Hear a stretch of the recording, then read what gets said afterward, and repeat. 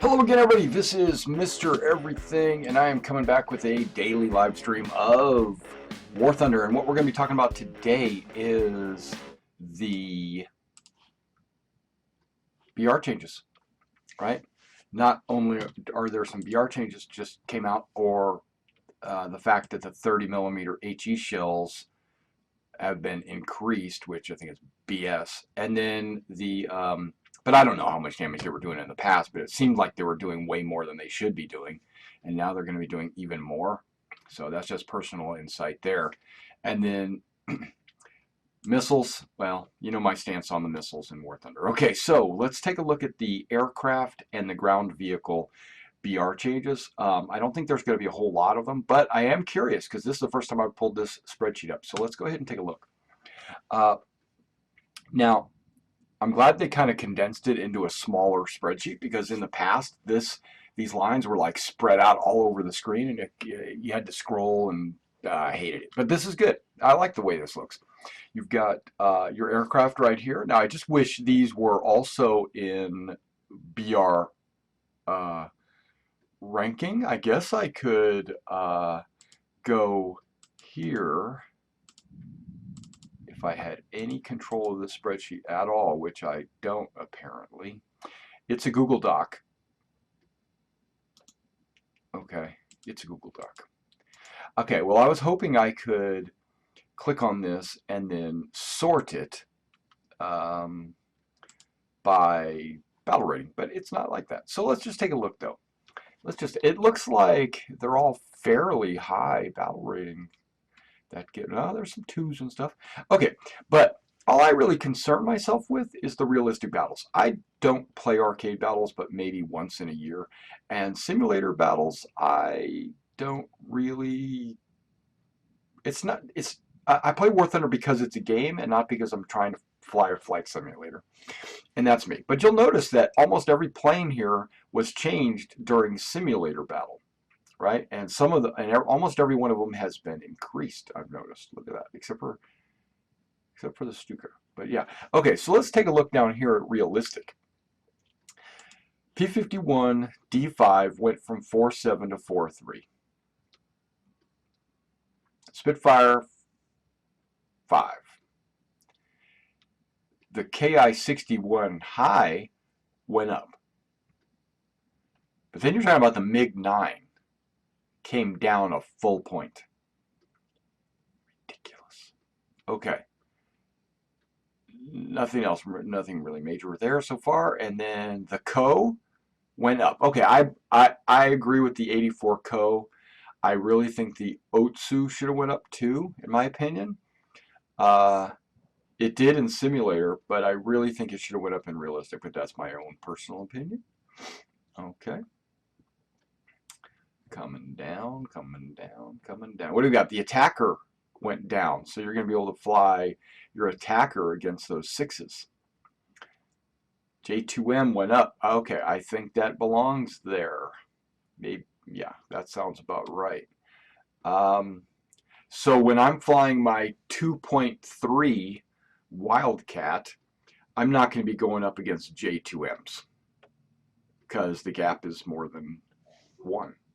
Okay, so what do we got? We got the J2M went up. Okay, the Hurricane 4 went up. Well, we knew that was coming. It only took a matter of time. 1.7 was just too low. But in realistic, 1.7 might be right. But then they added the machine guns, and they didn't change the battle rating. So, yeah, okay. So what came down? P-38E came down to a 3. Oh, yeah, look at that. What do we got? 38J came down to a 4. Richard Bond came down to a 4. The F3F went from 1.7 down to a 1.3, which I don't think it even belongs there, really, because Thatch's Buffalo is a 1.3. The regular Buffalo, I guess, is a 1.7, so it needs to be under a regular Buffalo. Got it. Got it. Thatch's Buffalo is premium. That's why it's 1.3. All right, what else came down? The 61 came down a little bit. Oh, major jump.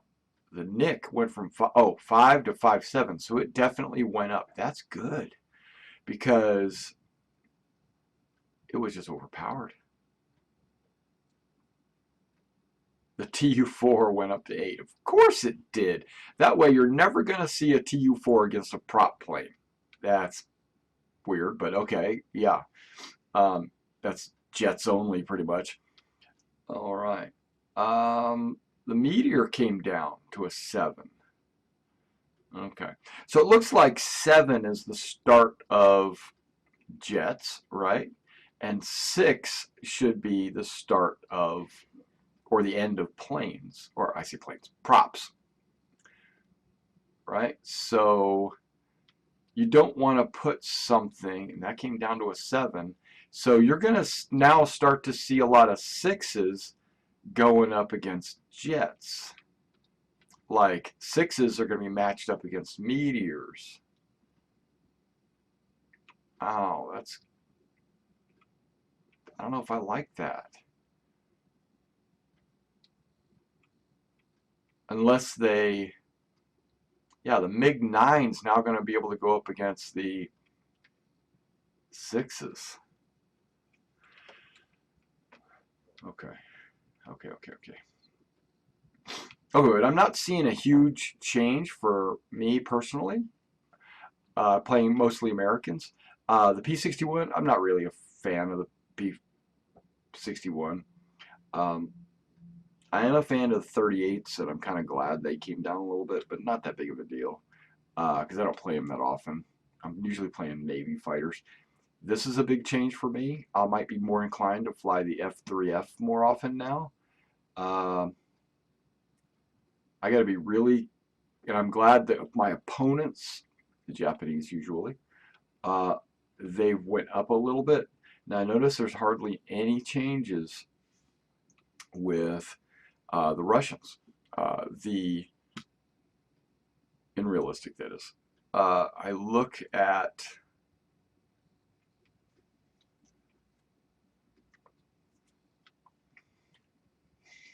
you know, the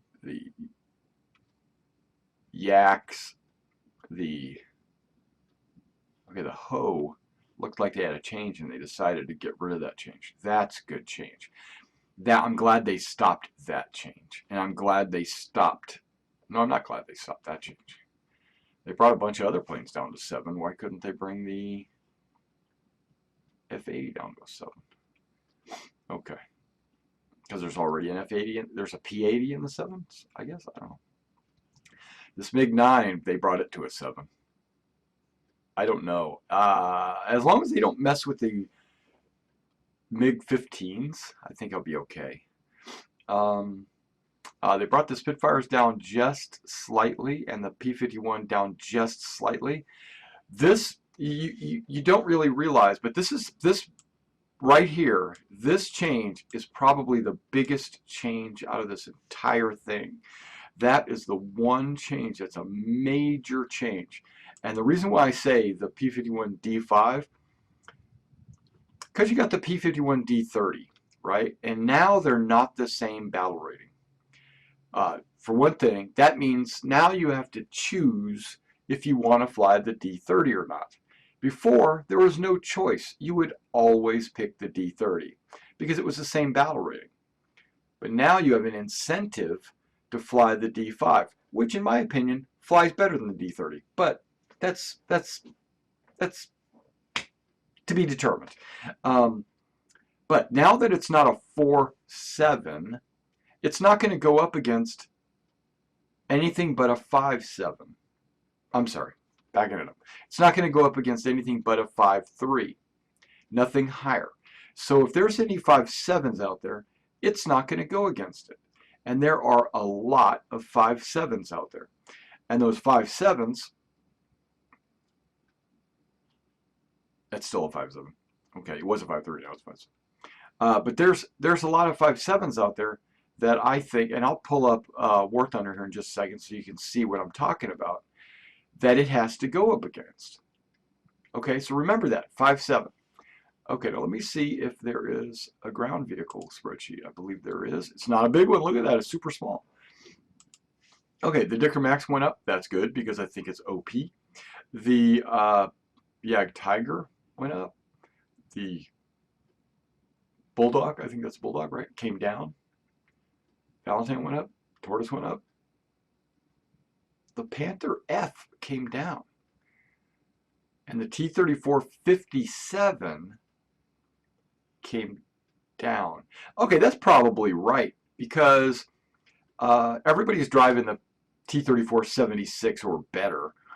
Very few people are driving the T-34-57. And that's arcade anyway. There's like, I don't really worry about that. Realistic, the only thing that changed is the Panther and it came down. I'm okay with that. That's not bad. Okay, but now let's get into War Thunder, and I want to show you the different planes that you see out there that this plane would fly against that are 5.7s. Okay, and it used to have to fly against them, but now it's not. We'll see. We'll take a look at the 4.3s. I'm sorry, the 5.3s and the 5.7s, just to kind of give you an idea of what it had to fly against.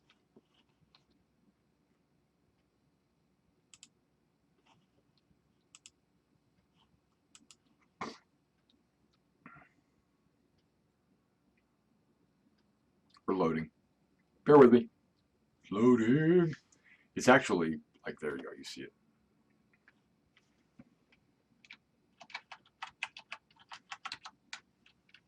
Whoa, what did I just do? Hopefully I didn't mess that up.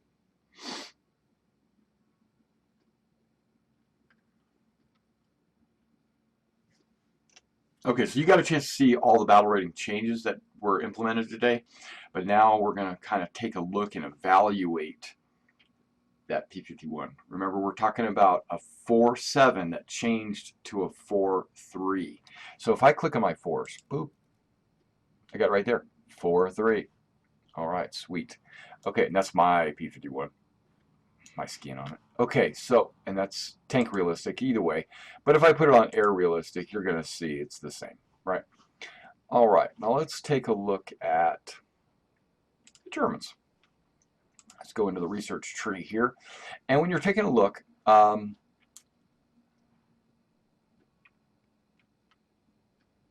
as you can see, I haven't really researched these, but you can see the battle ratings. It will still have to go up against the 109s. It'll only have to go up against, if it's stretching, remember it's a 4.3, not a 5. So this 4.3 will still have to go up against the these FWs, and he's almost finished. But it will not have to go up against the D model. Okay, the D model is where I struggled with, and that's what a lot of players I was getting matched up against, was these 5.7s. I'm not going to have to go up against TAs anymore. My P51D5 is going to be safe versus the TAs, which are way OP. They turn too good, they climb too good, they shoot too good, they everything too good. Okay, and then the FWD model, which is also OP. Well, for me it was OP because my plane couldn't handle it. My plane was a freaking 4.7, and I was going up against 5.7s all day long, right? But now I'm not going to have to do that. I'm going to hit my 4.10s. That's no big deal. 4.10s are no big deal. I'm going to have to go against DO 217s. No big deal. I mean, those are, don't even really consider those.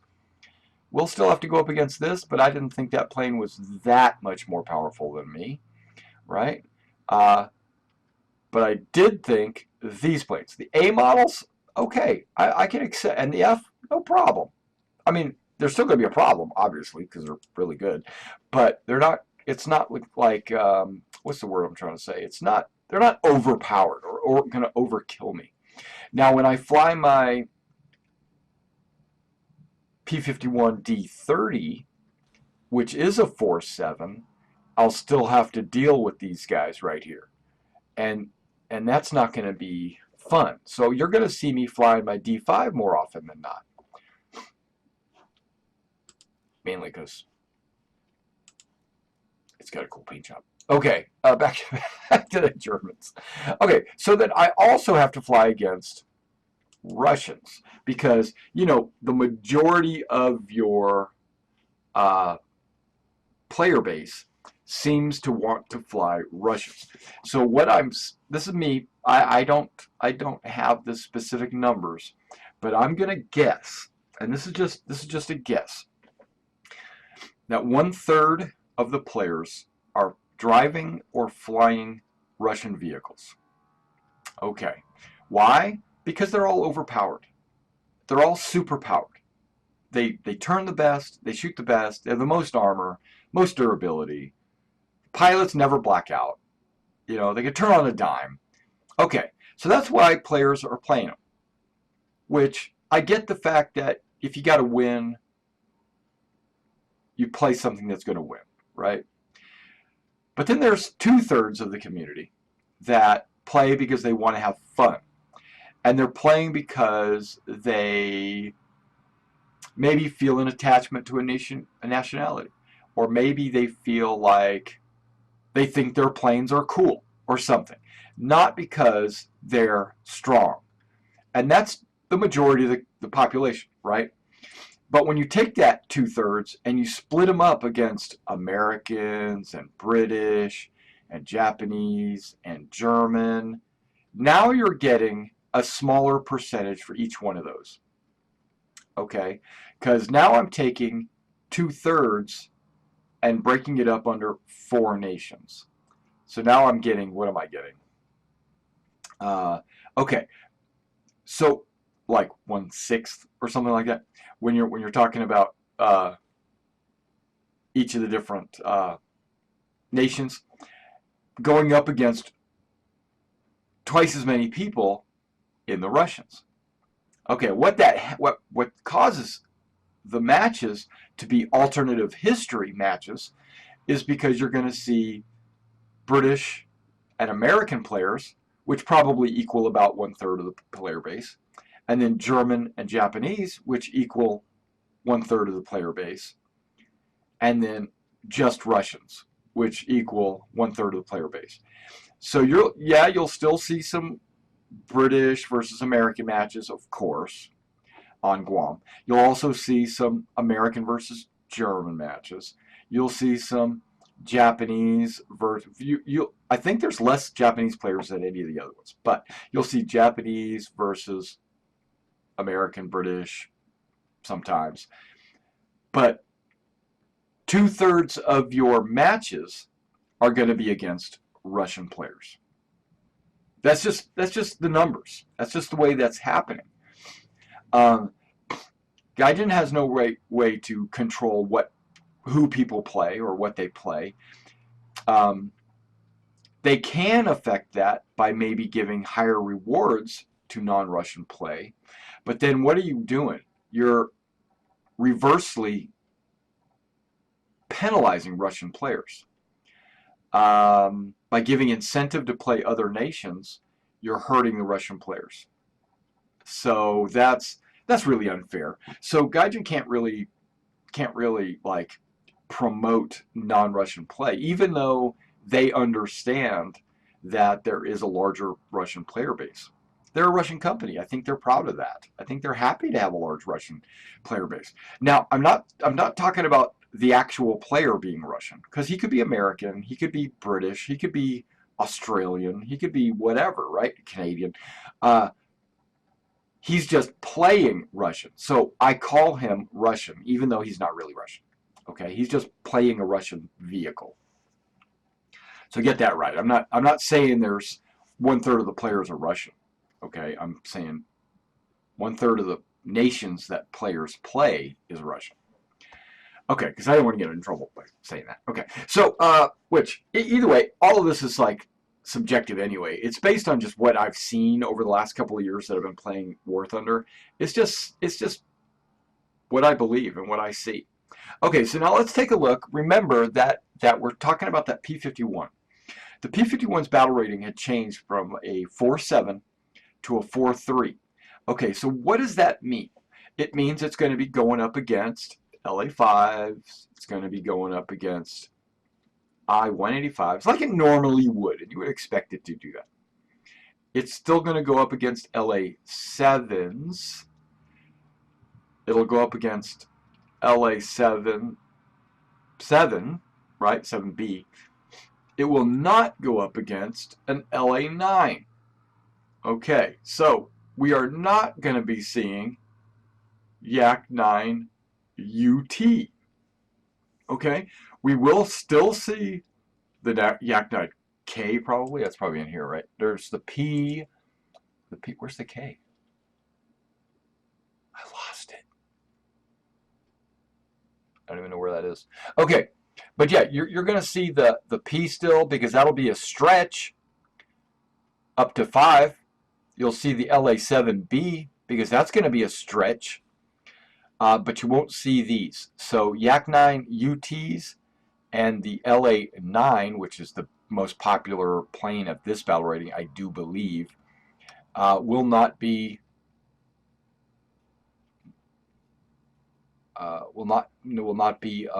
your opponent. Okay.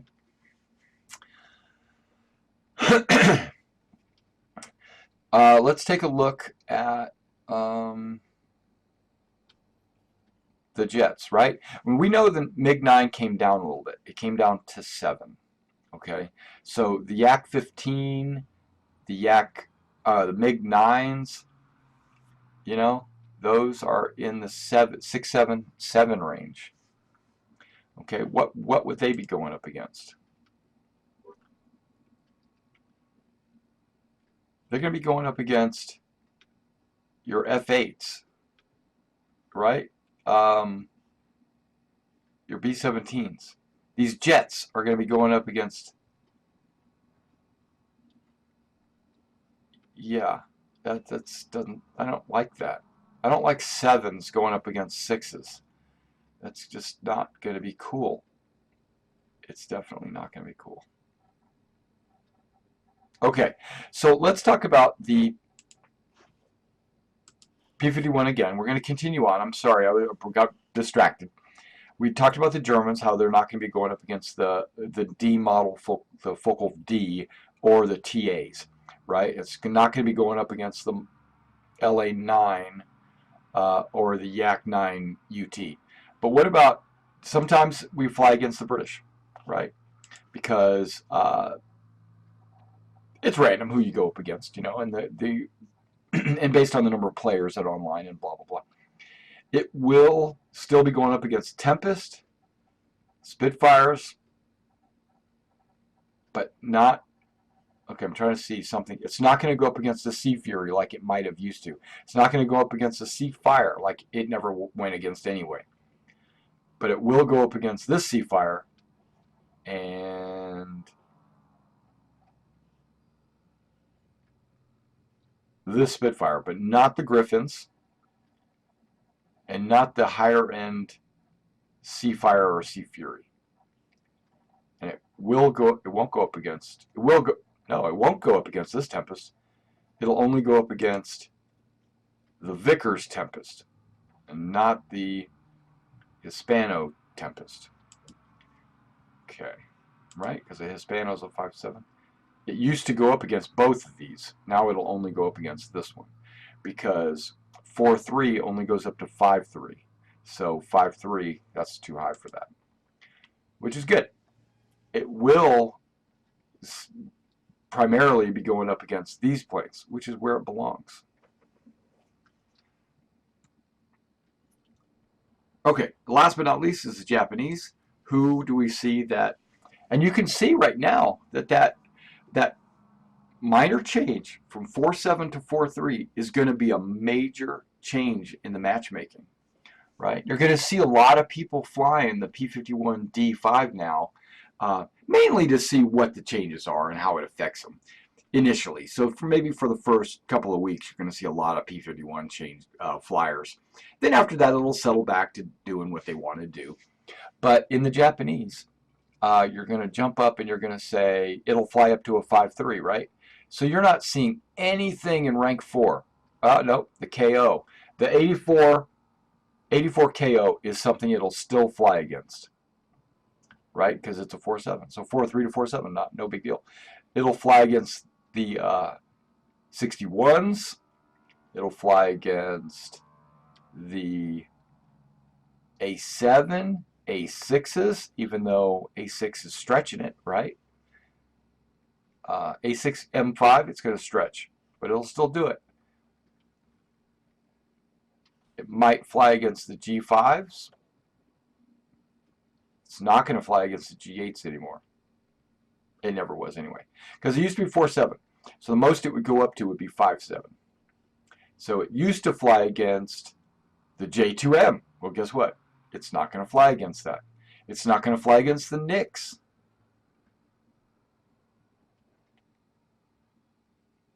Right? All right. All right. So that explains a little bit of that under the battle rating changes.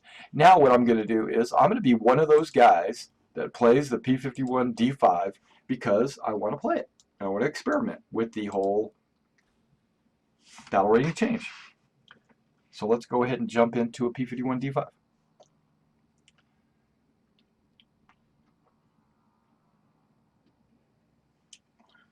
Now, if you are an arcade player and you want to know those battle rating changes, all you got to do is watch the very beginning of the video when I was scrolling down and I was talking about the realistic.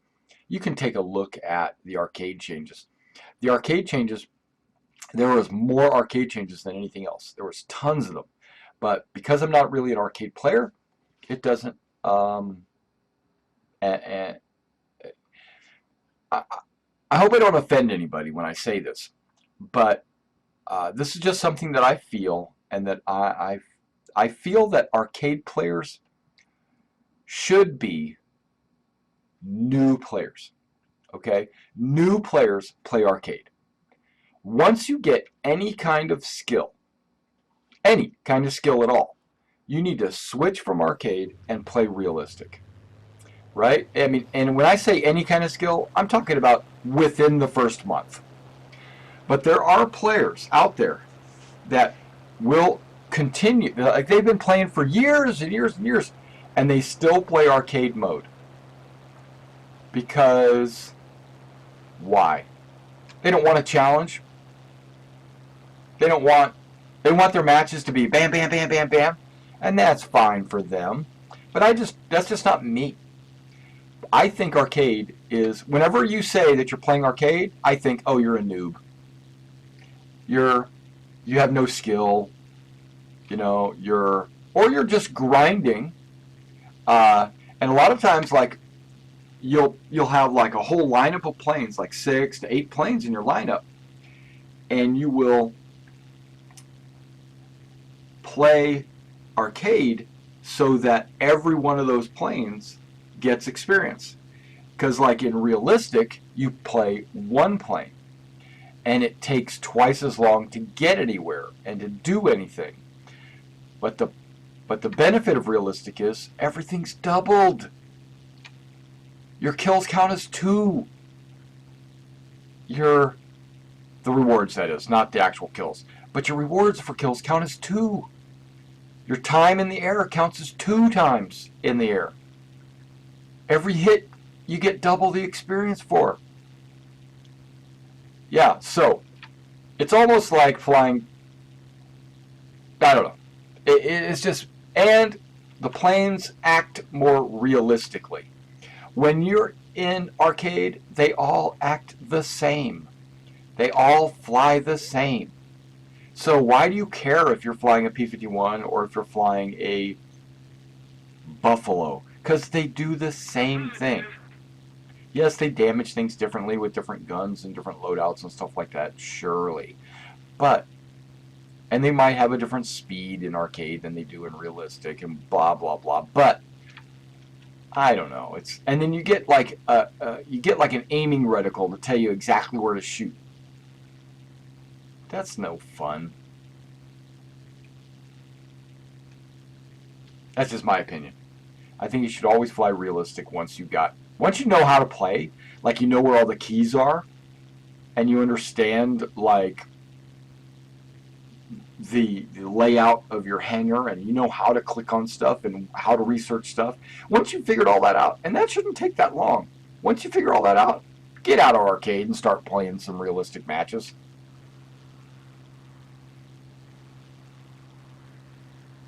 That's just my opinion.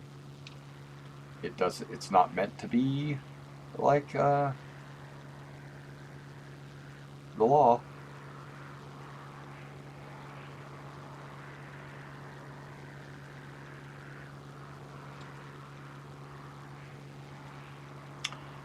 Wow, with these clouds, I'm not going to be able to see anybody bombing our base.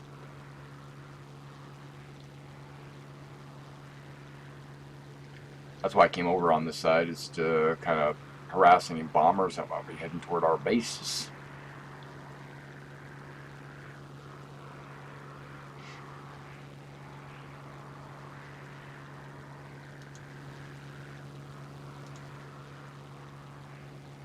Attack the enemy!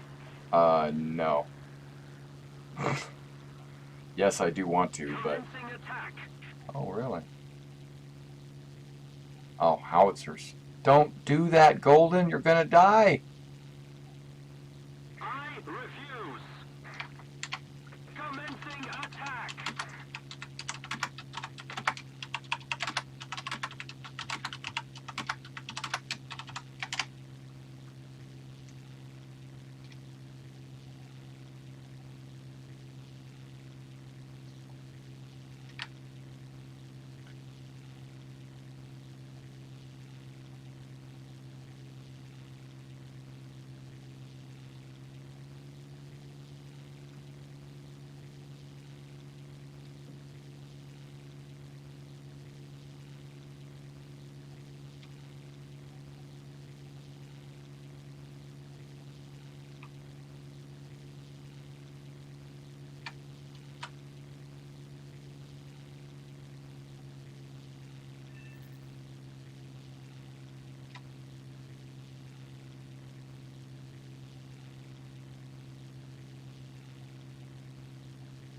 Attack the enemy! Don't tell me what to do. We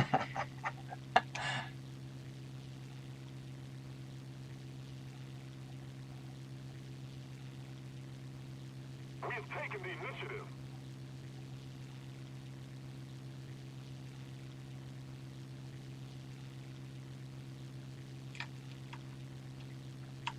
I don't think I want to go, like, towards them.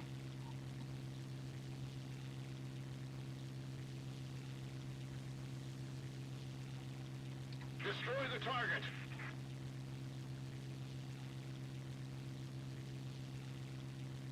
Well done.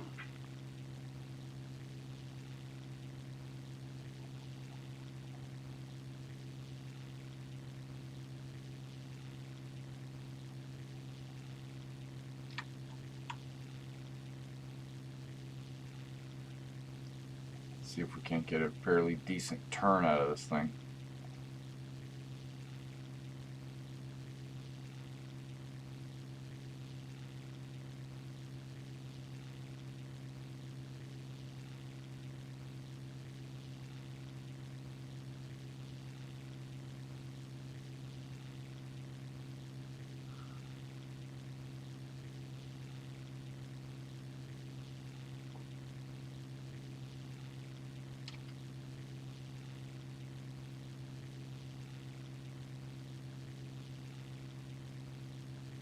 Attacking.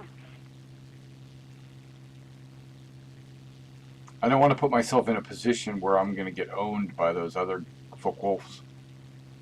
Folk wolves? This 109's not really coming at me. He's just doing his thing.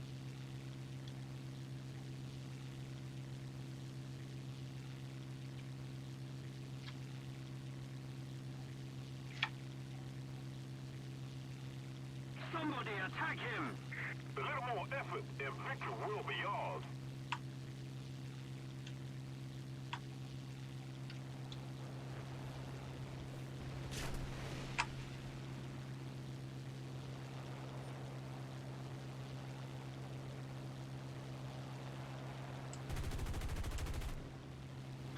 Returning to the base.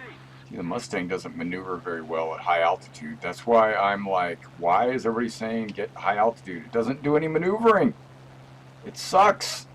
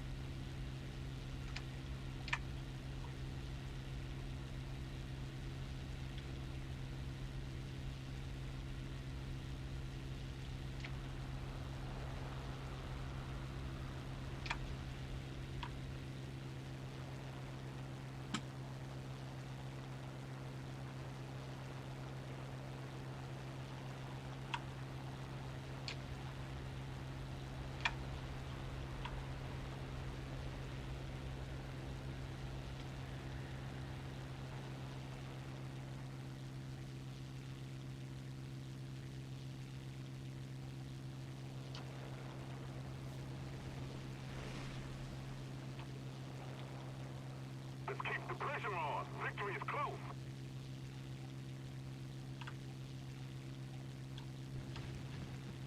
Engaging the enemy.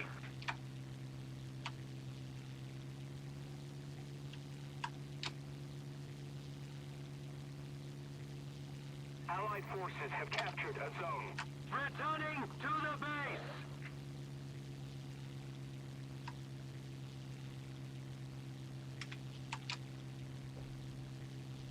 Getting down.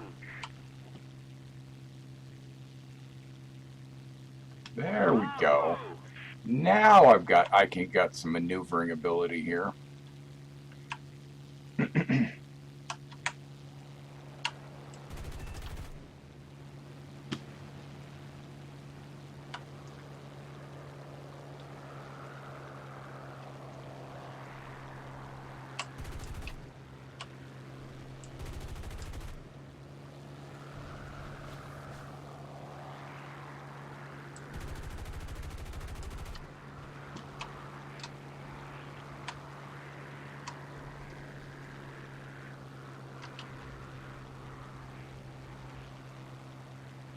Destroy the target. Attacking.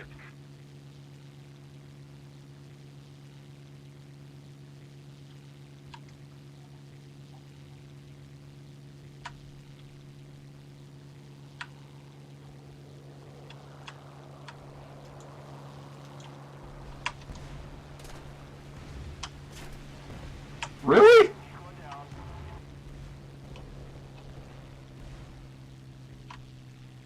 I guess I'm landing. Guess I better turn. I'm crashed. Victory will be ours.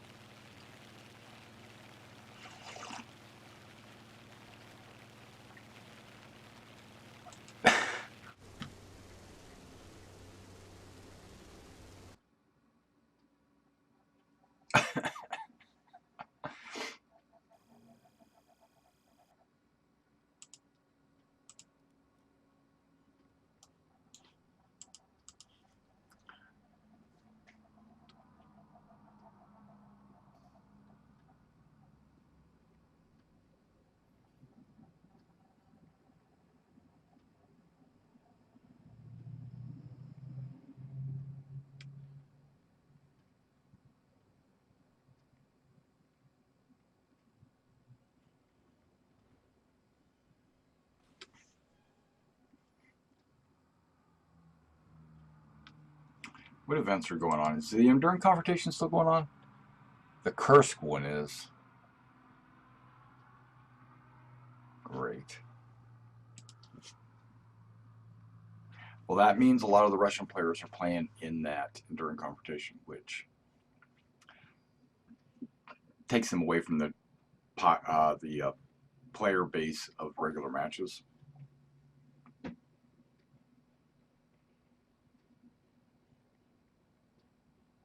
Which is fine by me. Fine by me. So if you've been watching my streams, you've been noticing that I've been playing a variety of different games. You've noticed that I've got a long list of games sitting on my screen right here. War Thunder, definitely. Star Citizen every night at midnight. Playing War Thunder I only play during the afternoon when it's my day off, and guess what? It's my day off today. Yeah, this will work.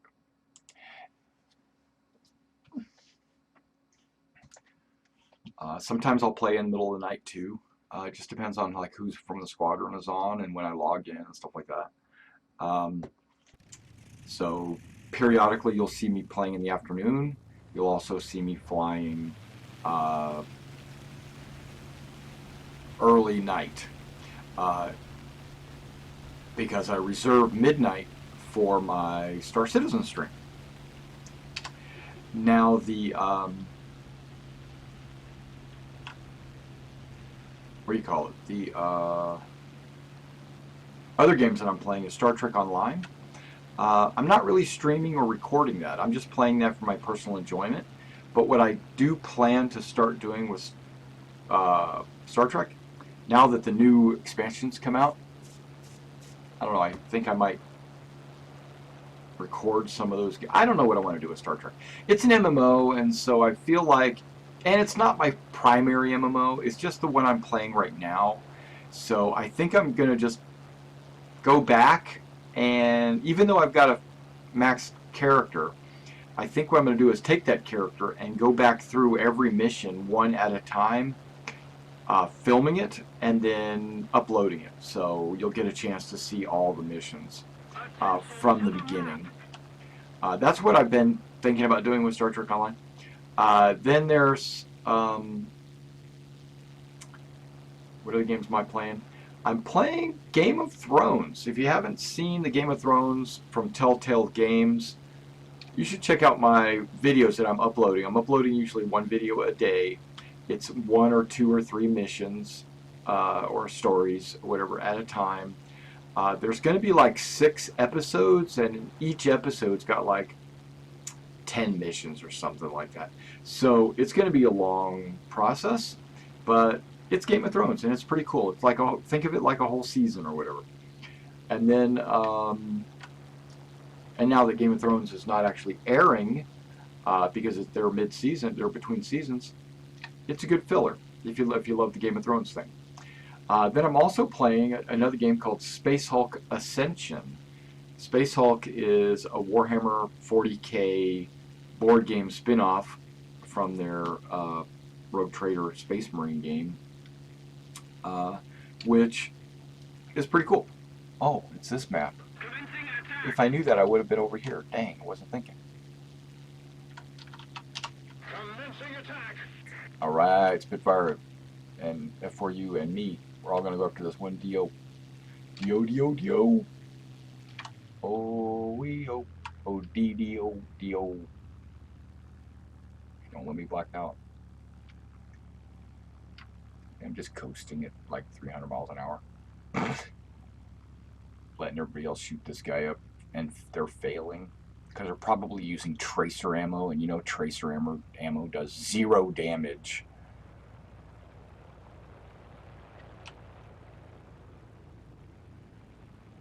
The enemy has taken the initiative.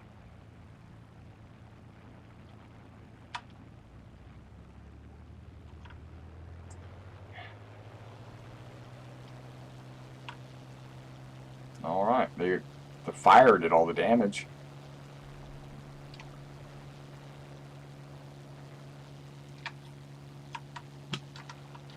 Launching an attack. A 219. H-E? Heinkel. I do believe that's what the H-E stands for.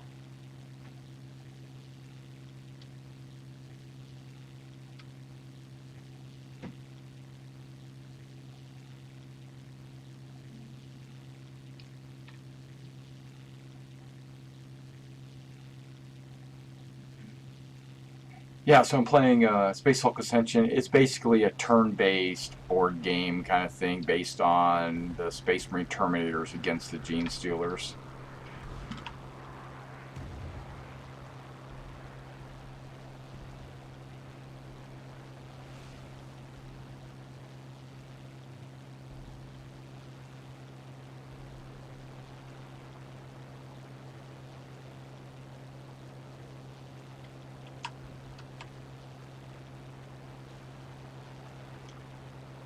Nice, there's another 219 right there. And a Folk Wolf.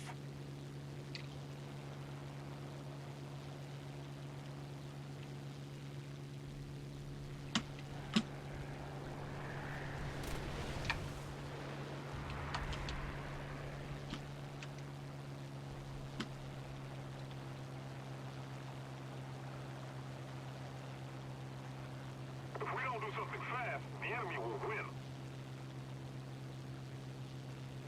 Really?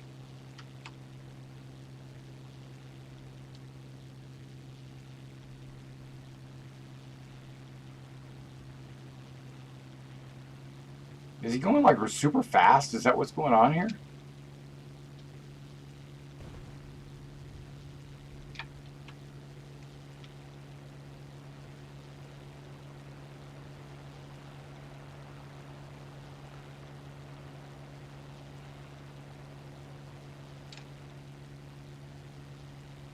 Bunch of 109s and 190s.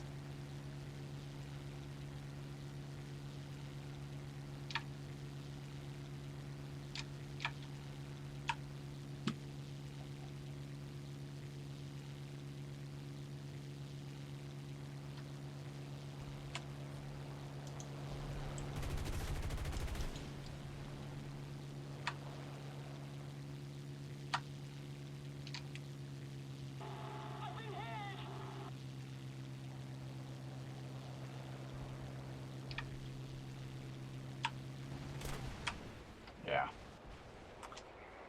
Of course.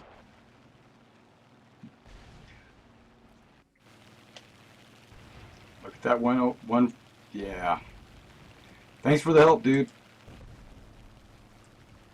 Thanks for the help, dude. Okay, Cookie was down there. Vis-a-vis 17, so you gotta expect them to do their thing. Yeah, these two guys, worthless. Yes, I said it on stream.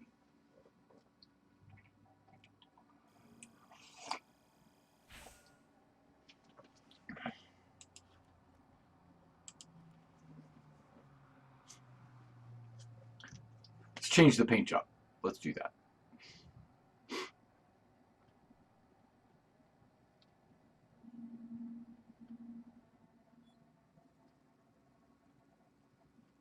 Now, one good thing about the P-51 is the ammo. Their tracer ammo isn't just tracer, it's AP incendiary tracer. So it will do some damage, but look at the projectile mass, 0.04, right? You go to universal projectile mass, where is it at? It doesn't even show it.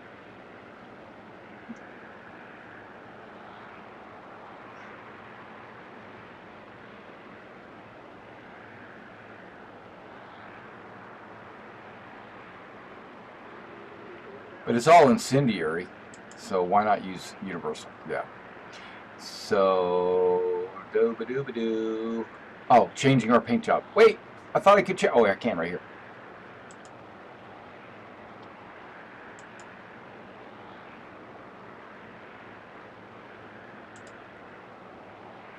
Let's see what it looks like. I don't remember. Oh, really?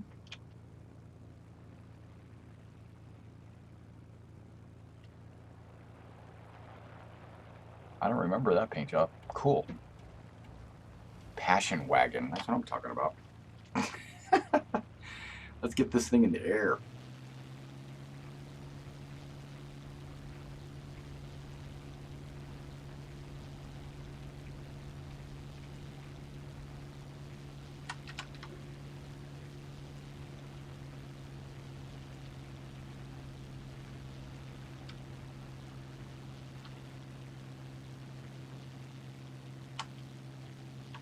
Okay. I'm not doing what I normally do, so let's go ahead and do what I normally do instead of just playing stupid like Leroy Jenkins. Okay, let's get up to about 200, maybe 300 miles per hour, because this plane will do it. I'm getting a little stutter here on War Thunder. Wow, I got a ping of only 90. I'm not a ping, a FPS of only 90. That's weird. There was a little, you saw that on the stream probably, a little stutter step there. I got no drop frames and no packet loss, so I don't get it. Okay, so I'm at 300, right? Okay, so we'll go with a little bit of incline, but now my incline's at a 300 miles an hour incline, so I should gain some serious altitude in no time flat. Launching an attack. Perfect, that's why I came over here. Engaging the enemy. Attacking. Just not immediately, but that's why I came. Everybody's attacking him. I'm totally okay with that. But look at that, look at my altitude, it's like almost at 5,000 feet already. I'm almost as high as everyone else, but my speed is still up, and I'm still going up. Why did he bother blowing up that bridge? Okay, I don't get it, but okay. What? It didn't count? Okay. I did it fast enough?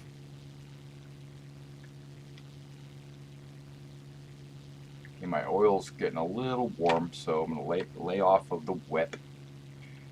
Nose it down just slightly. Still going to be climbing. Still going to keep my speed up.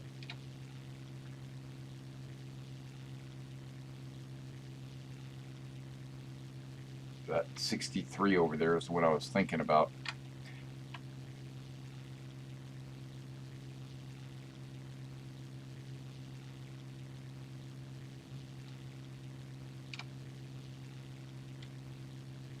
Oh, I blew the bridge up to keep the troops from crossing it. Okay, I get that. That's cool.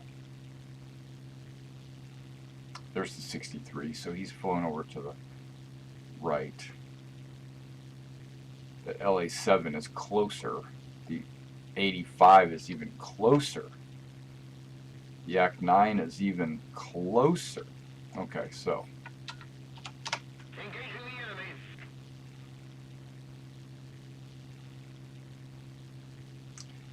Never mind. Firefly took care of that. Attacking.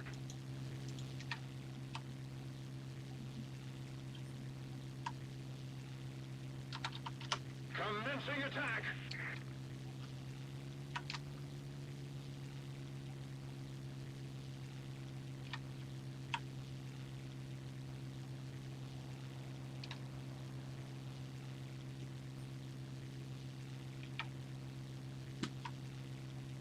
Need backup.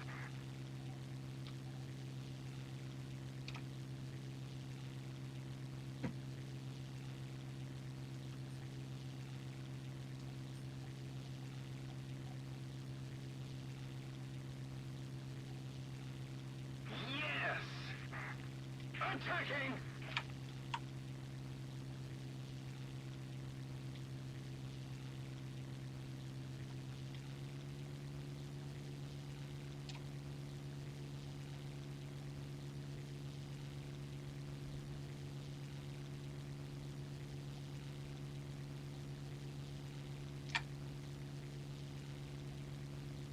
Hopefully the spit is catching him.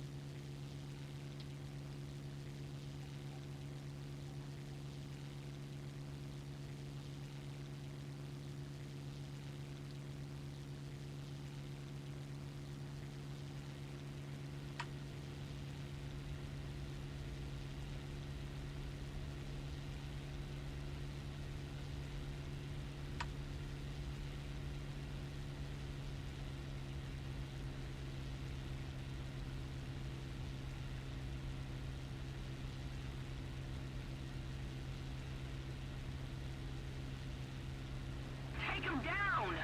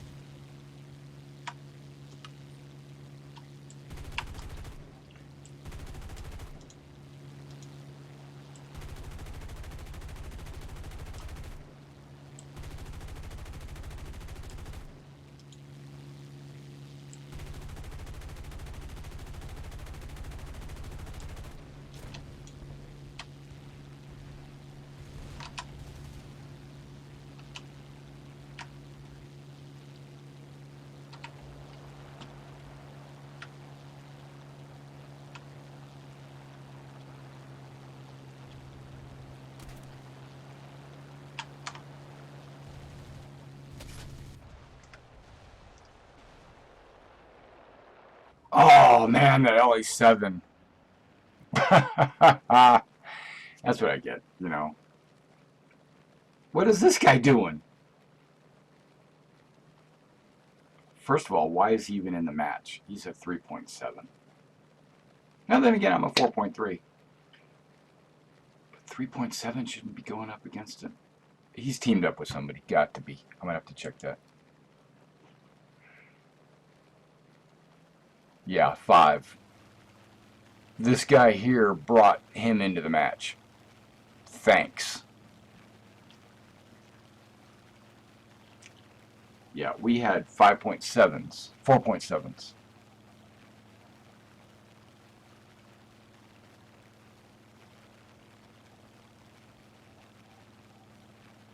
Yeah. You know what? I need to check something.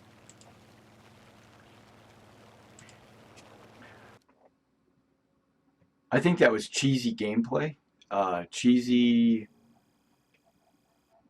It's smart on his part. Don't get me wrong. I think it's smart, but I think it's cheesy because there's enough map for us to be able to chase that guy down. And he flew to the edge of the artificial map because he knew it automatically spawned him like a kilometer behind, 2 kilometers behind us, facing in the other direction. I think that's BS. If you're going to get to the edge of the map, you should do like what tanks do and destroy you. That way it gives you a warning. You're at the edge of the map, return to the battlefield, and then if you don't, it blows you up. Because that's bullshit. I'm chasing the guy, I'm right at 1 kilometer, I'm getting ready to pull my trigger, I'm speeding up on him, and he disappears and respawns behind me. That is bullshit. There, I said it.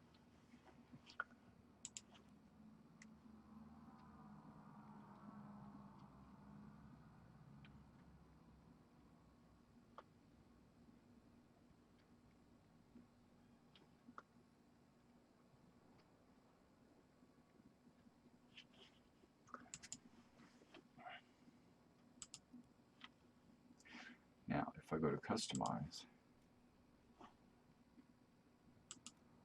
I can disable it. Boom, I can fly like that.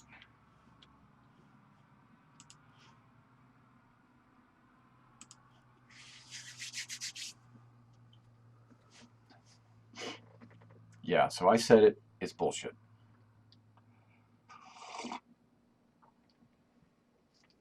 Flying to the edge of the map and respawning, it's smart on the player's part, don't get me wrong. If he was conscious of where he was at, he knew how the map reacted, he played us like a fiddle, that's okay. The game should not allow that. The game should have let him get chased. Like, it should have known that I was on his tail or that there was planes within his vicinity or something. And if they respawned him, they should automatically respawn us in our same relative position, so I still would have been chasing him. Maybe facing him the other direction. I'm okay with that. But it should have just killed him. Should have said, danger, counting down, 10, 9, 8. If you don't turn around, you're going to blow up, kind of thing. Yeah.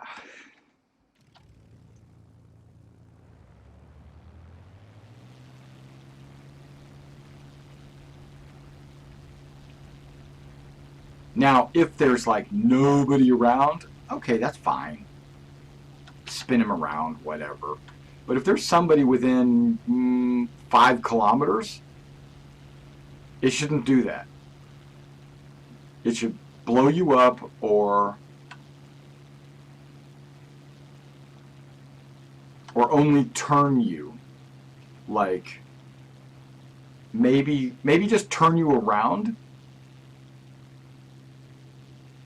but then you'd still be in front of me with my guns. It would give you a chance to shoot back. That's kind of not cool either. So maybe just blowing you up is the best answer. Or maybe not even blowing you up. Just taking you out of the match. Just saying you've successfully escaped and put you back in your hangar. Not killing you, not causing a repair or anything. Because that's cool too. Like, if you're damaged or something, you're trying to get away from the enemy, and you get to the edge of the map, maybe it should say, you've successfully escaped and returned to your airfield. That would be that would be best for the chaser, who doesn't now have to dogfight you with you behind him. And it's good for the guy that's getting chased, because he lives. Yeah, that might actually be the best way to do it. Because blowing somebody up is kind of harsh, but they do that in tanks, so why can't you do that in the planes? But that's not the way we've done it in the past. That doesn't mean anything. You change things all the time. And I think the players would appreciate that, especially the guys that are doing the chasing.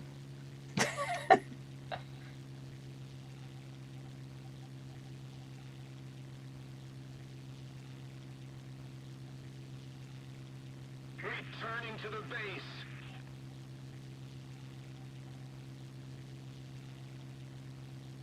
Why not? Alt-Z is cool.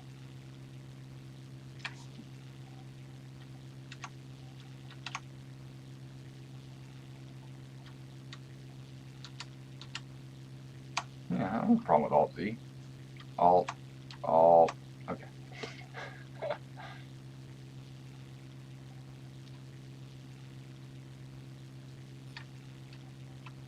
You guys don't see that? I see that. You don't see that? Maybe that Spitfire sees that.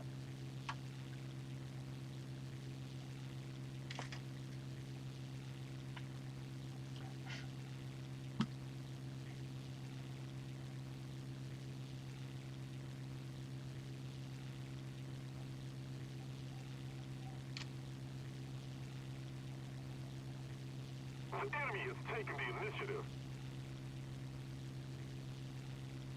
Wow, the Ur killed the Spitfire. Yeah, my glasses are crooked.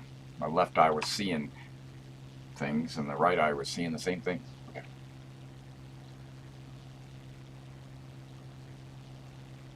Oh, it's him.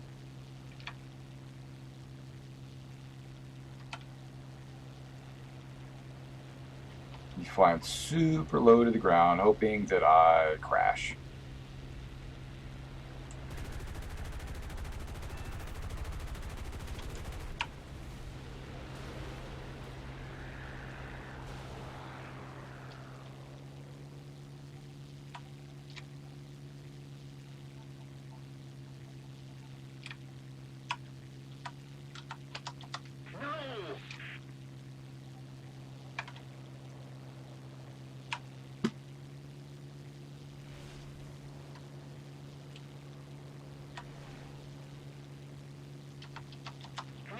backup. Well done.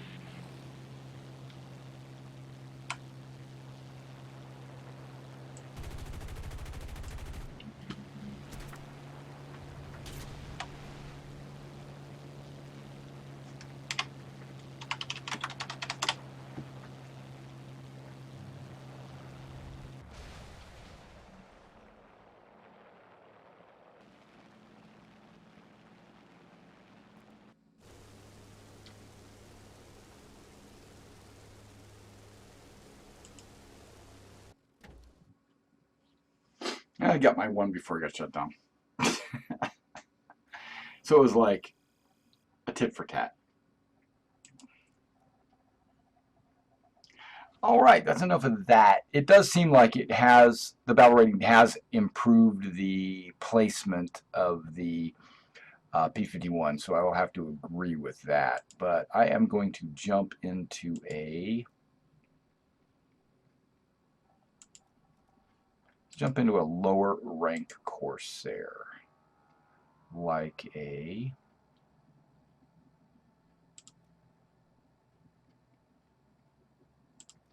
before you win. Let's fly this bad boy.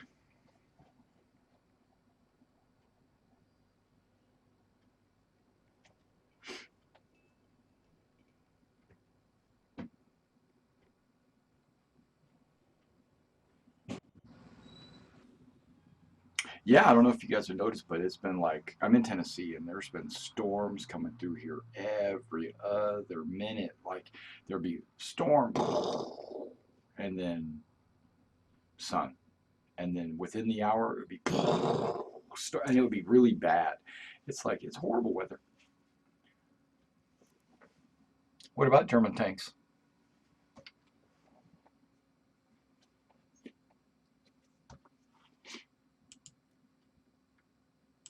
What about them?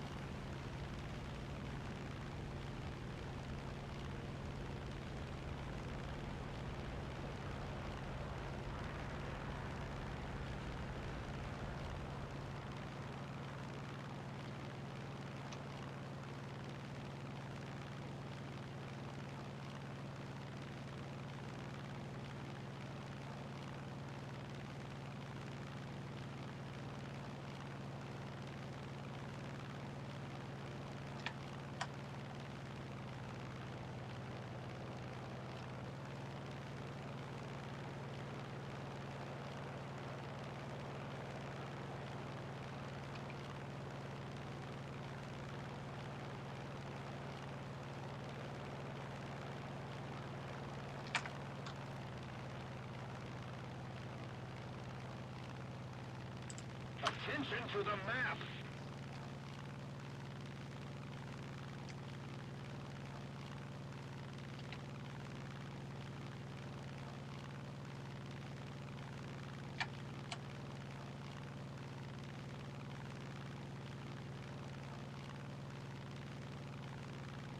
Why would I want to do that, Sour?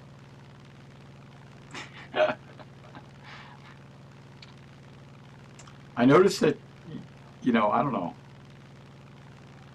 Why would I want to do that?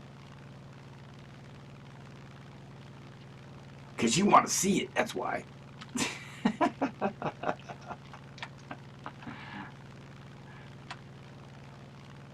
I could pull up some German tanks. We could do a match of German tanks. That's no problem. German tanks are pretty cool. They have nothing to do with our squadron.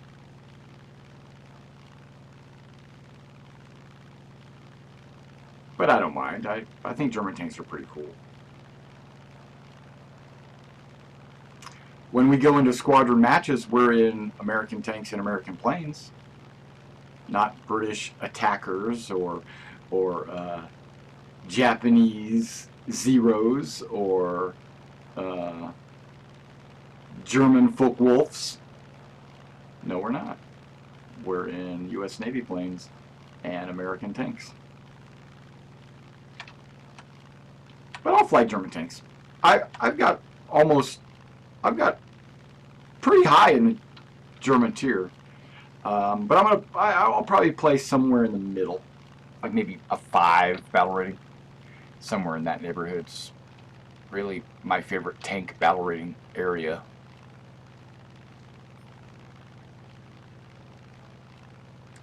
Wait, mixed battles? Is that what I'm seeing? No? I thought I just saw a yak. Oh, it's a German yak. Okay. That's okay.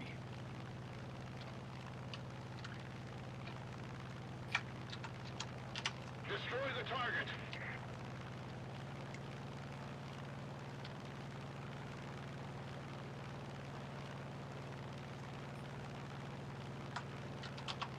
Commencing attack.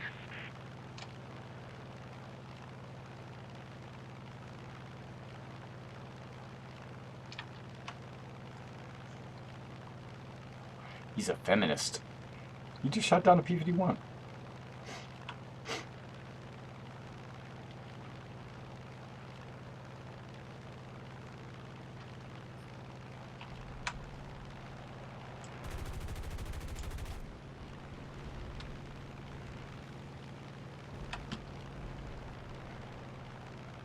I'm letting that 109 get on him.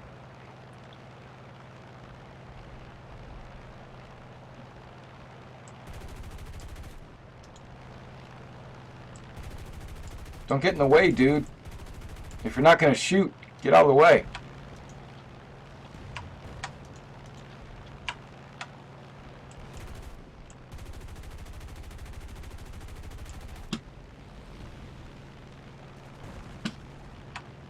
Nice.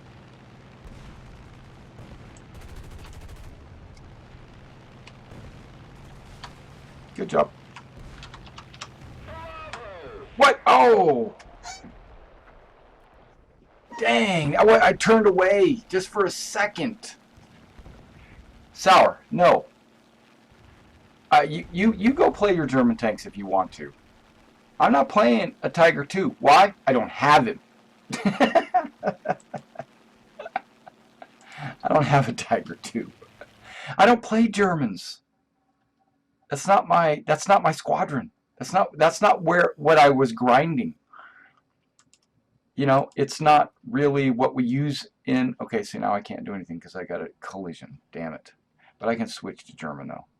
Okay, so let me show you what I got. I got battle rating 6 for some reason.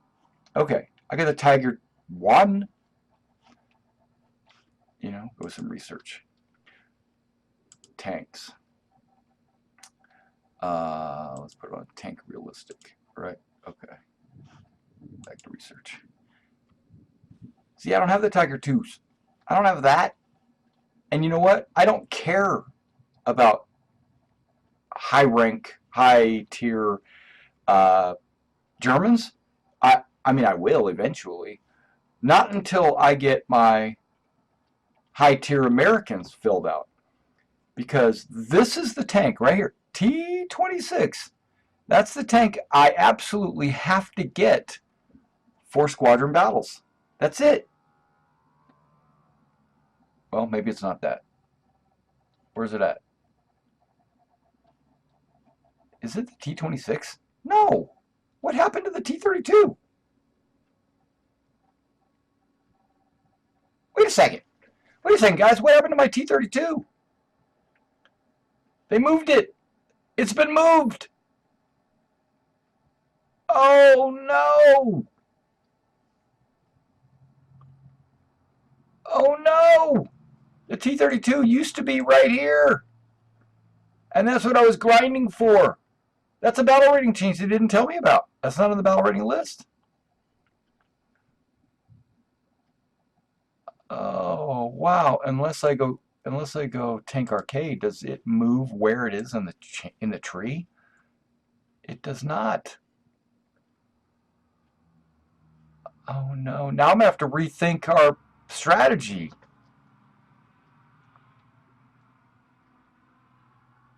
Because the turret armor and the hull armor was so much better than anything else in rank 4. Because rank 4 is the max you can use in squadron battles. Wow. So I might be using the T-26 or the M-26. Then it might be advantageous. Oh my gosh, because this is the best tank in rank 4, was. It might be advantageous for us to play rank 4 tanks. I mean, the turret armor sucks. It's only got 100. But then again, so does the T-26. So it's got a 101. It's not that big of a deal. That's pretty good. That's a turret armor, 180, 185. That's a Henschel turret. That's a Porsche turret. This battle rating had dropped. It was higher. Now it's lower.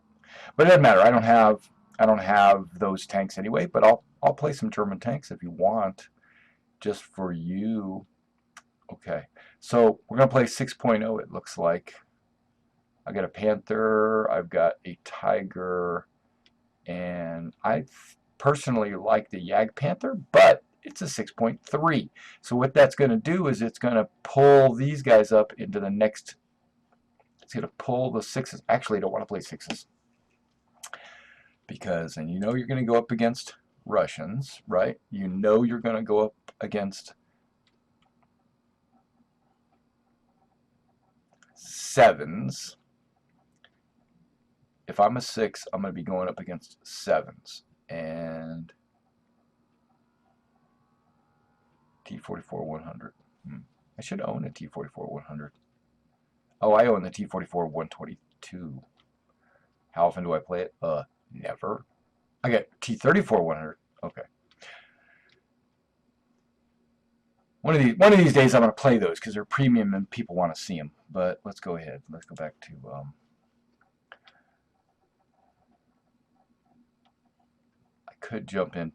I could add that, even though I'm not really fond of that. Panther D. Tiger H. What do I have? What do I have unlocked in this tank crew? And we'll figure it out from there.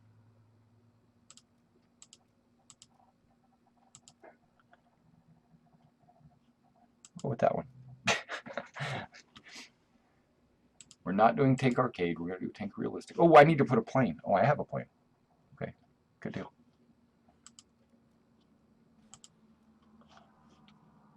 There we go. Yeah, I don't have the Tiger 2s, man. It would be cool if I did, but I don't. Why do I not have it? Because once we formed the squadron, it was American. We had American strategy. We designated what planes we're going to be flying. That's the F-8-1B, and the tank was going to be the T-32. I mean, it's on my spreadsheet, right? On the website, it tells you exactly which tanks you need to have and which planes you need to have. And they changed it on me. Yes. But when I Attack the A point. Thank you.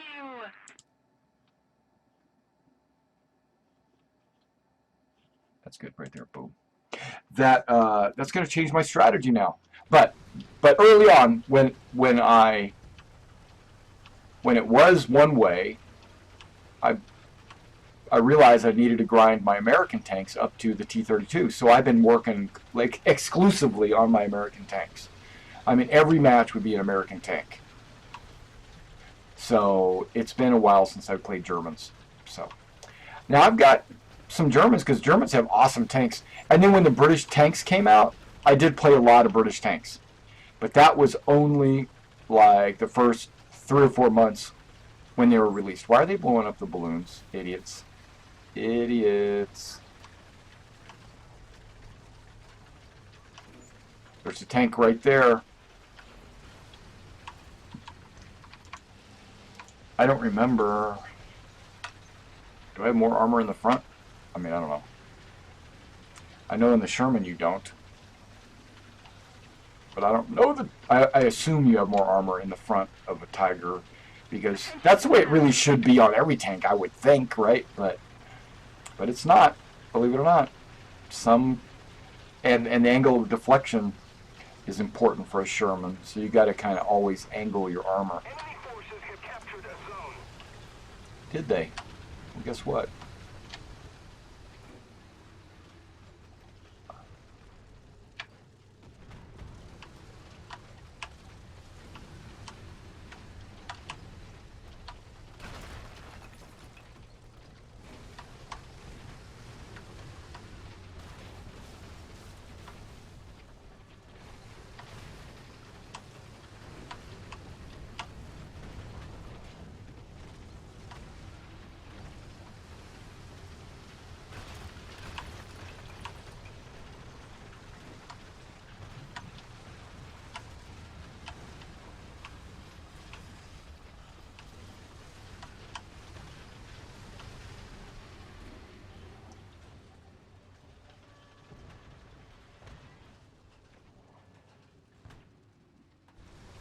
The enemy is taking the initiative. Have they?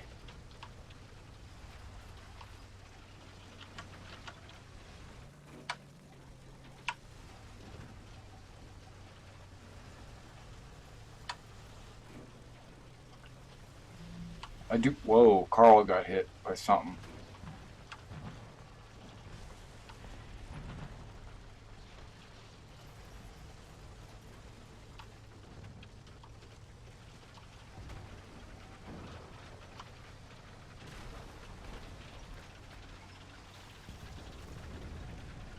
And now he just got blown up.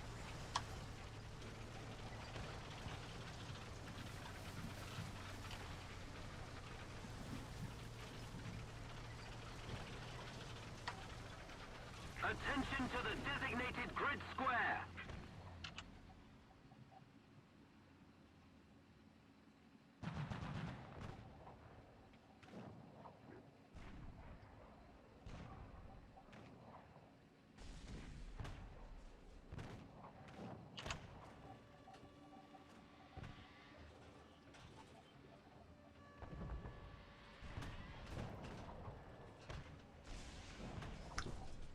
There's a guy like right in front of me. It serves him right.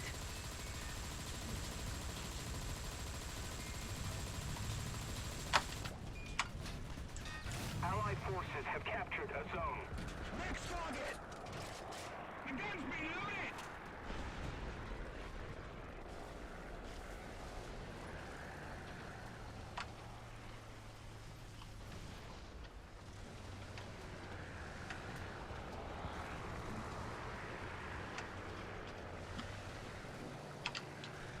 If we don't do something fast, the enemy will win.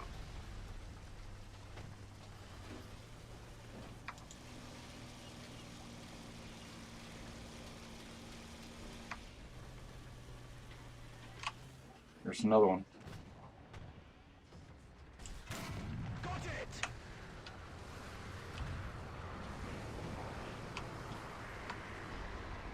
Are they not just not paying attention to me here? I'm like I'm in like an ambush spot or something. I mean, it's like, damn, Sam. Those were light takes though, but that was 2 kills though. Is that a tank? Is that a tank? Hold on.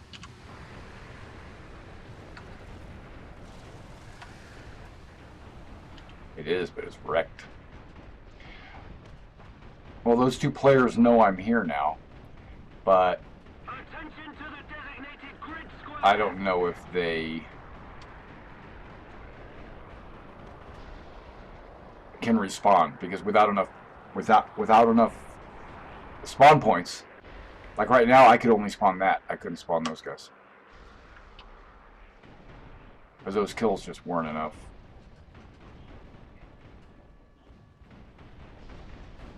I'm just holding my ground, being patient.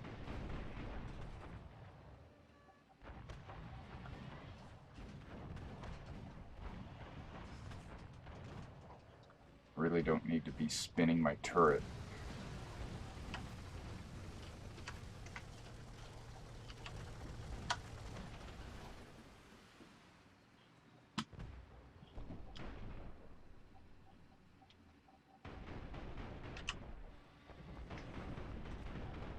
You're a lot of flak. We have taken the initiative.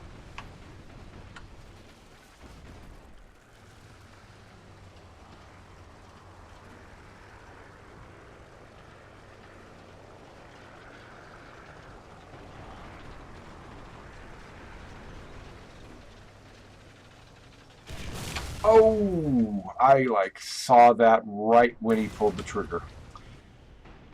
IS-2? What is it, a mixed battle?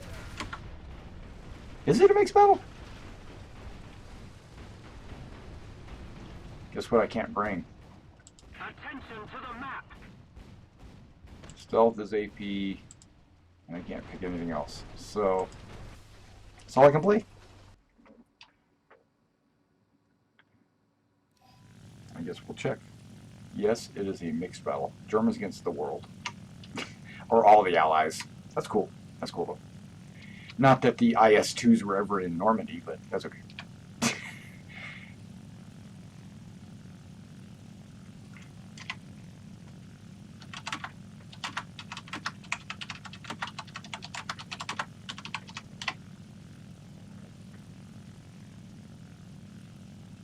Attention to the map.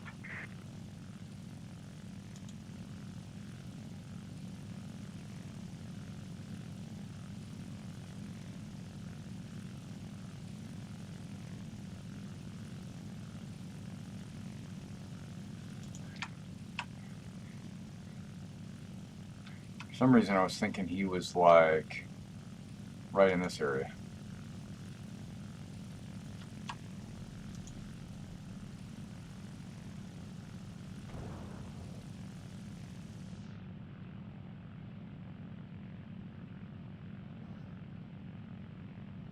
A little more effort and victory will be yours. I blew up a balloon, yeah! So I got 3 kills? 2 tanks in a balloon?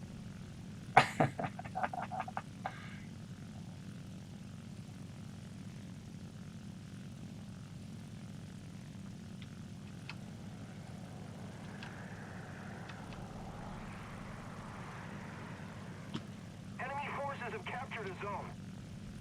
Really?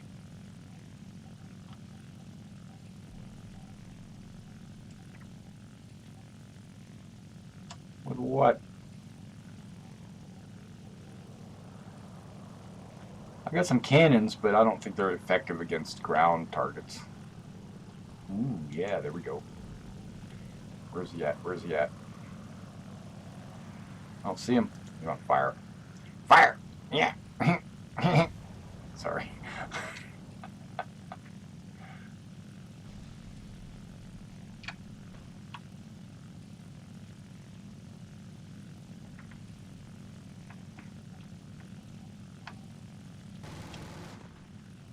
There we go. Just use the machine gun. Didn't blow up? Okay, there we go.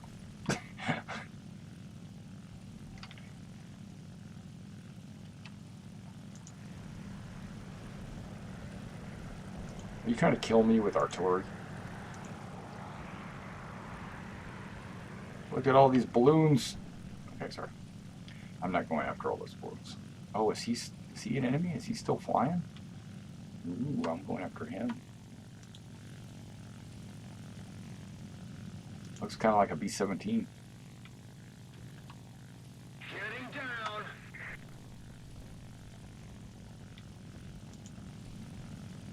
Let's keep the pressure on. Victory is close.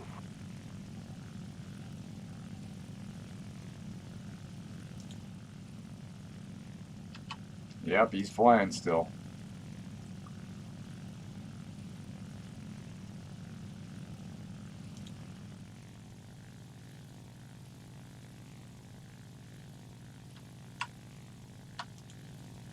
Whoa, what just happened to him?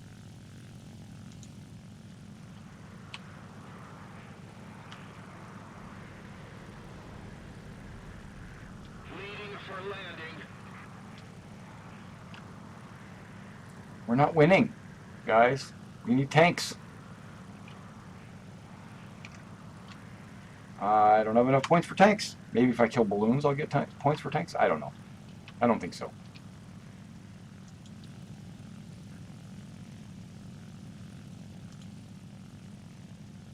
There's a bomber. There's something. There's something in the air. Well done. There's something in the air. Is he going to crash? Oh, P-61. P-61! Here we go. Going for him.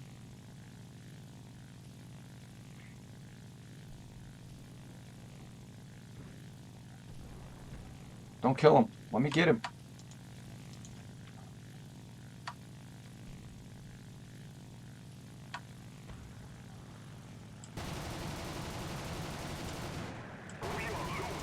Reloading.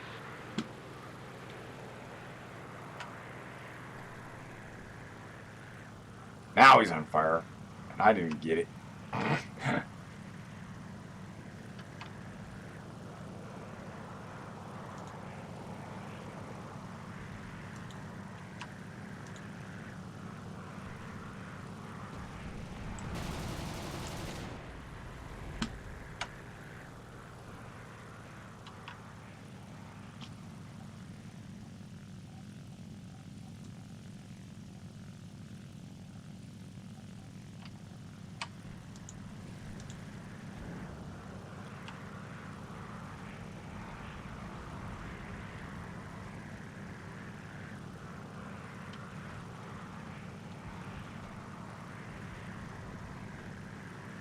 Attack the any point.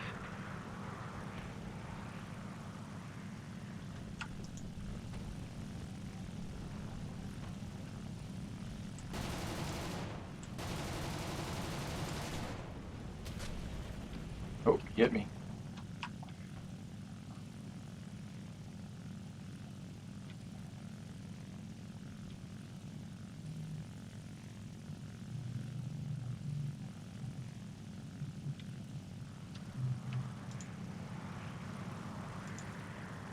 Where'd that light tank go?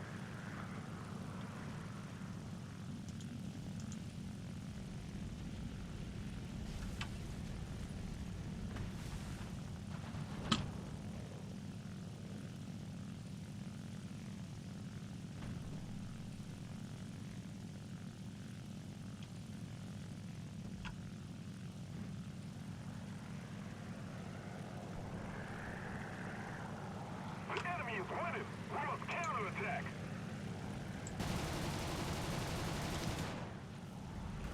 Crash. Done. I should have crashed into the tank. Yeah.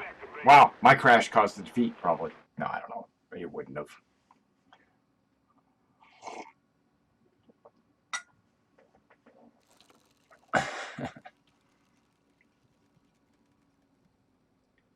Yay, arcade backups. Yeah. No.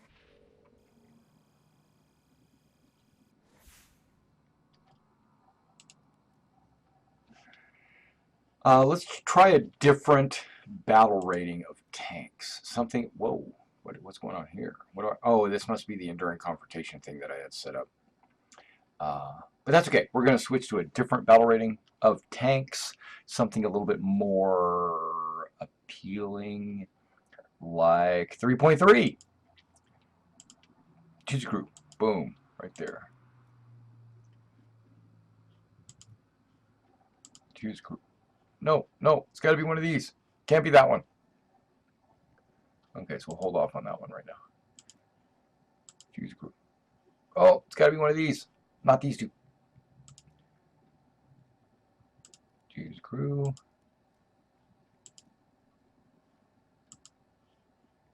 Choose crew. Whoop. Choose crew. Send to holiday. Send to holiday. Send to holiday. Okay, now, do we have a 3.3 plane that's worth a dang? This is pretty good. This is definitely pretty good. Choose crew. And boom. Perfect. Okay, perfect. Here we go. no, tank. Tank realistic. 2 battle. Yeah, 3.3 is for me, it's a better battle rating because tanks aren't OP. You don't usually don't one-shot people. The F2 might because it's like good. But,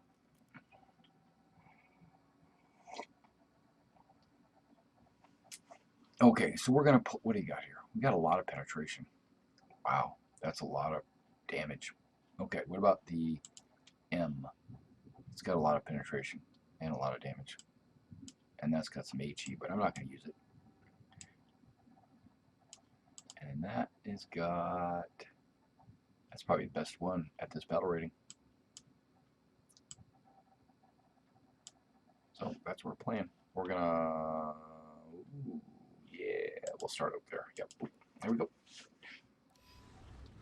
What? I'm in winter camouflage. What? What did I do? Stupid. Stupid. Didn't even think about checking that.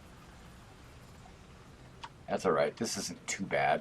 I still got some yellow on me.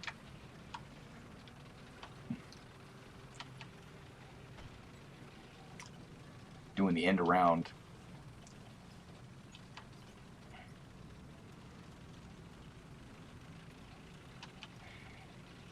Yeah, I used to do a lot of, I haven't done it in a long time, but I used to do a lot of World War II miniatures.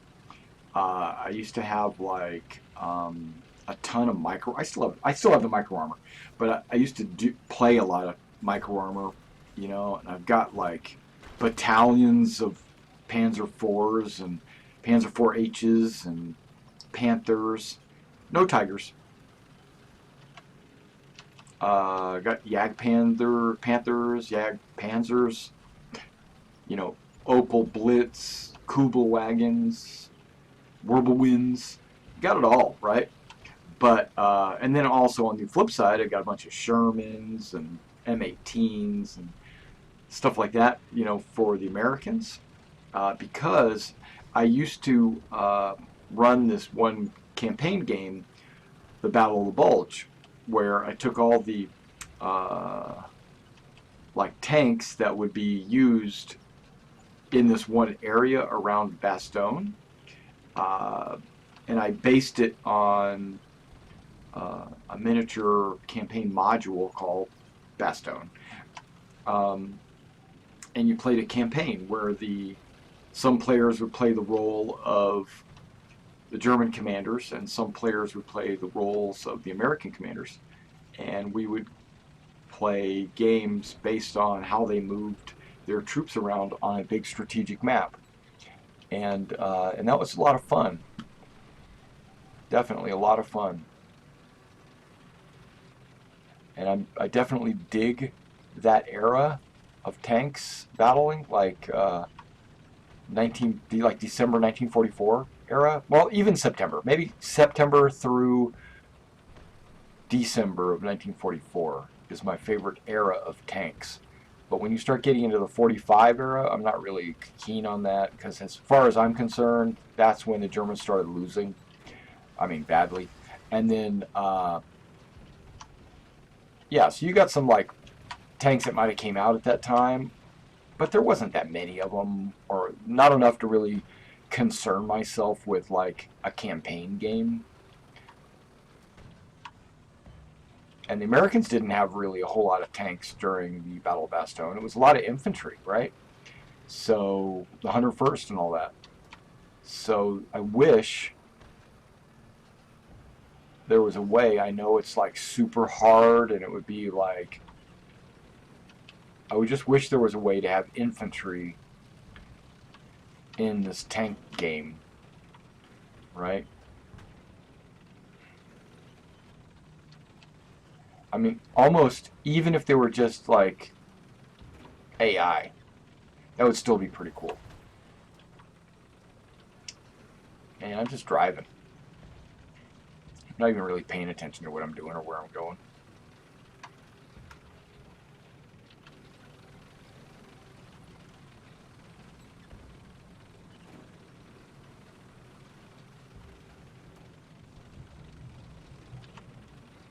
Looks like there's some shots coming from over there at our homies. And I like the fact that it's up and down and up, and this tank's actually driving pretty good. That way, if they see me, they can't shoot me because I just jumped down in a little hole. Or they look around, they say, oh, I don't see a tank. Okay, wait, is that a tank? And then when they look, and then I'm not there.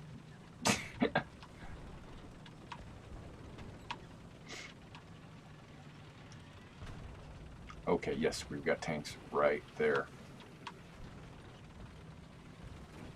Oh, F2 just shot something.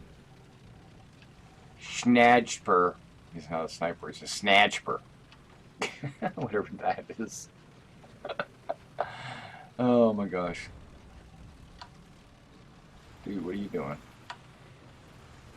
Nothing. Nothing. Whoa.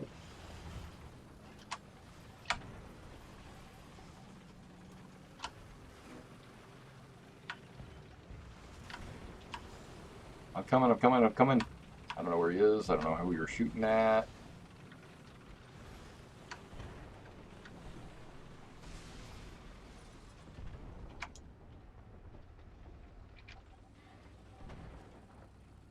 Guess he's dead.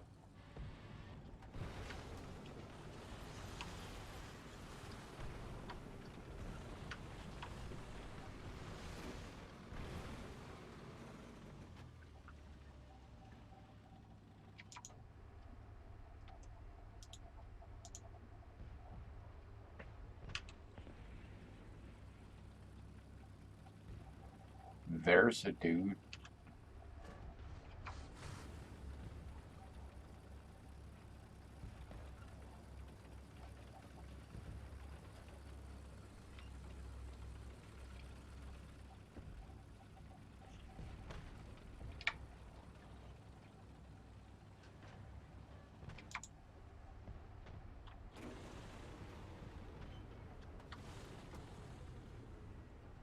Is that a dude?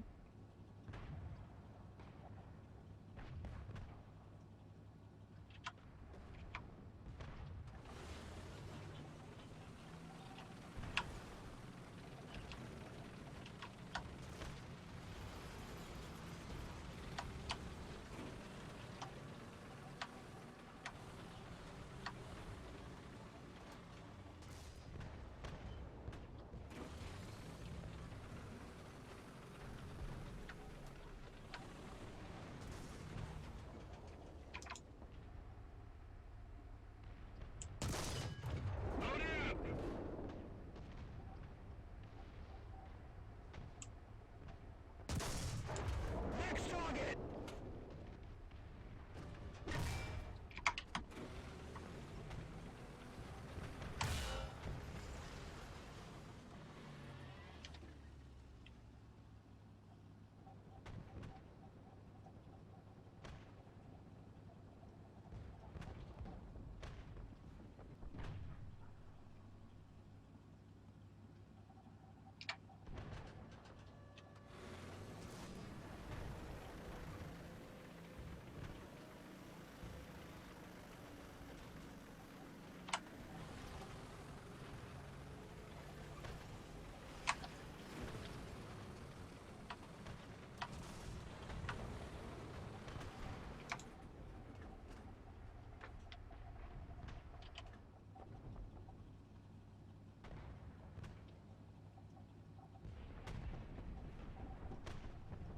I can't see anything.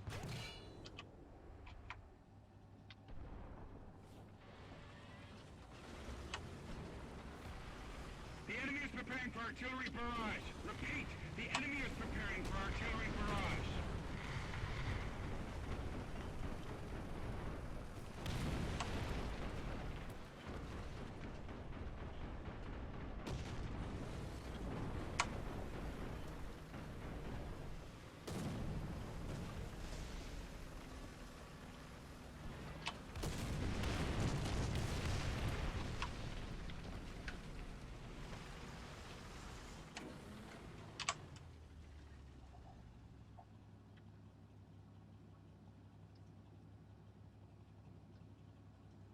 Okay. A point.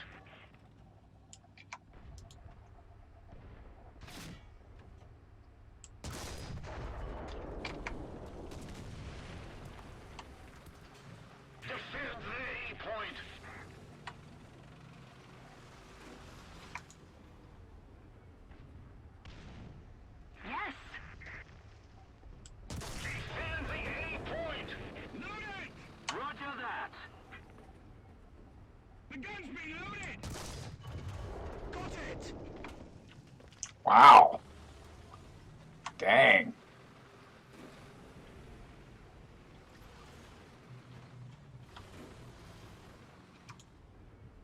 Where is that shot coming from? Fire! In the engine compartment! Where'd that come from? Fire is being extinguished! Oh, He's been wounded! well, that explains that.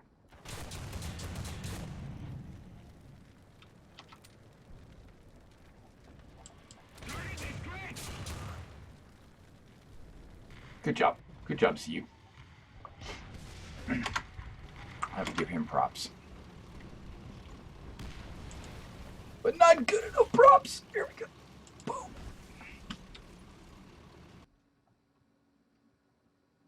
Good job, CU.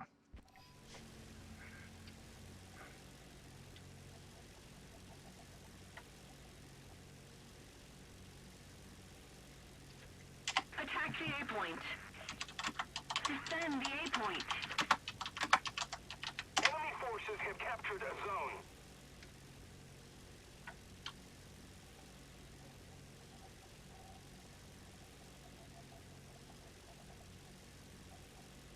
We suffered a defeat. Already? Back to base. Dang, I didn't even do anything.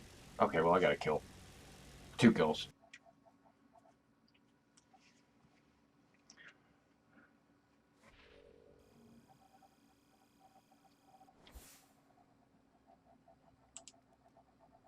Armor add-on? Really? One of these guys gets an armor add-on? Let's just double check that. Not this guy. Must be the one I was using. Yeah, armor add-on. Nice. So he's not spaded anymore. What about this guy? He gets armor add-on? Probably not. He's spaded. Alright guys, thanks for coming out this afternoon and checking out the War Thunder live stream. Appreciate you guys. I'll see you next time.